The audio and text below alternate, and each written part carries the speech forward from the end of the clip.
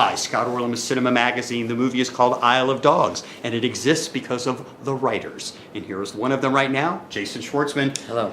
You know, it's fascinating for you, Jason, that we all kind of have our connections to dogs. Yes. And yes. sometimes we personalize them, but we don't write movies that give them the central core and character. Yeah, yes. What was the impetus to make your dogs the protagonists?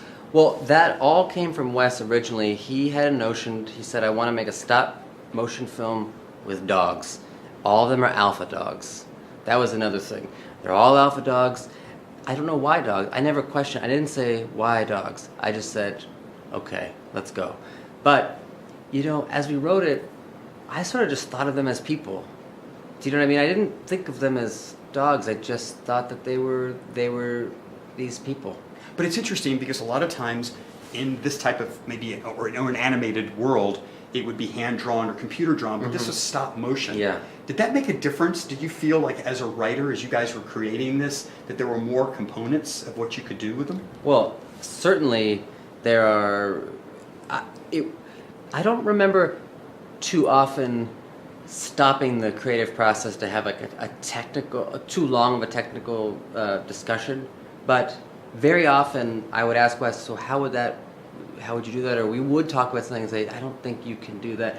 And I think the stop motion, you know, in a way, it's so liberating, but it's also so restrictive. I mean, Wes had to tell them in advance all the different facial expressions these characters might make for the next 5 years, and just that is mind-blowing to me. That there's something just, I don't know, but what I love about, like, in our world especially so few things are handmade, and this is the only way to do it. You have to touch these creatures and move them and take a picture and move them and take a picture, and the people that can do it, it's an art form, and there's not many people that do it, and I just think it's one of the most magical things that somebody could take an inanimate object that's a dog that's this big with this thing, and they just touch it, and over the course of 5 weeks manipulating it for one scene, they can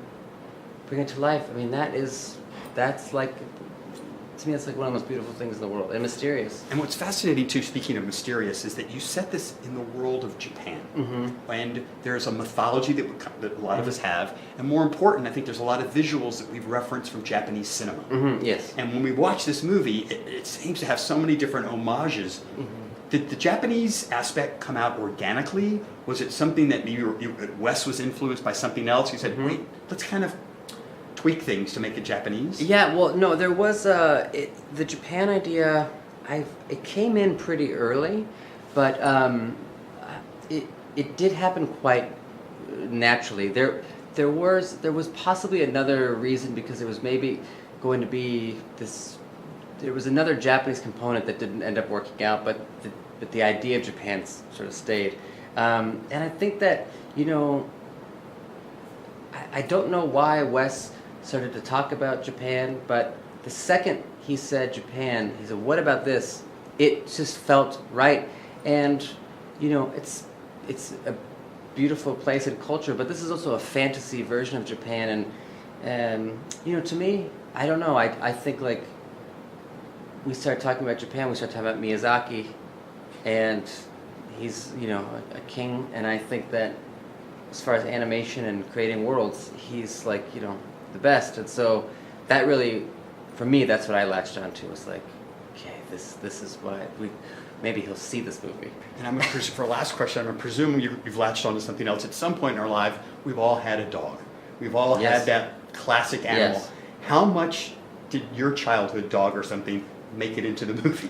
Well, you know, I'm trying to think if, like, I've always had a dog. I don't remember not having a dog.